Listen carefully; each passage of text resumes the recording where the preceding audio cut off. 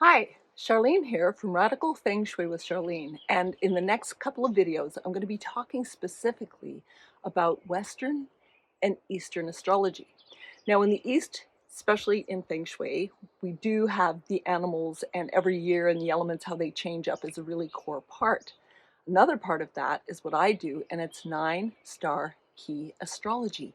And it's based on the 5 elements of the 5 elemental theory, which is the core of all Eastern modalities, from Kung Fu to Feng Shui to traditional Chinese medicine to Tibetan healing.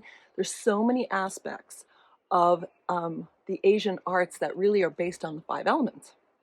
However, in the West, and I've talked about this in my book because I do have a whole section on the elements and how we differ from the 4 elements in the West to the 5 in the East. Now, in Western astrology, we have also sun signs. So we have the sun signs that align with the animals of the Chinese system. I'm going to explain that to you in my next video because each and every animal of the Chinese system has a sun sign equivalent in the West. So there's this combination of animals simpatico.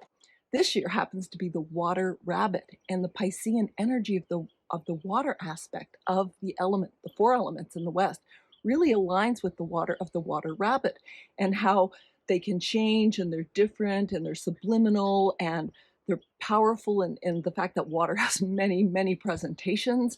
There's so much to say about the elements, so much to say about the animals. Now, the reason I'm delving into this is because a client and somebody who's following me on my YouTube channel asked me, he said, Charlene, can you explain the difference between the elements? I get confused. Very understandable, because anybody who's been born into the Western system and we know about the 4 elements, when it comes to the East, we kind of go, what's happening there? Well, a big part of the 4 elements is that we take one of the elements, air, and we split it between wood and metal. Air is an integral part of wood's growth, CO2 oxygen exchange, and in metal, for metal to melt, we need the air for all that alchemic action that happens to be metal, which in some ways is a controlling element, but when it softens and melts, it creates a lot of beauty and flow and alchemy. So that's just one example of how the 2 elements of metal and air, metal and wood, are actually in the air element of the 4. So there's a big difference between the 4 and the 5, and I'm going to get more into it in my next video. So stay tuned, make comments, ask questions. I'd love for you to ask questions. Thanks so much.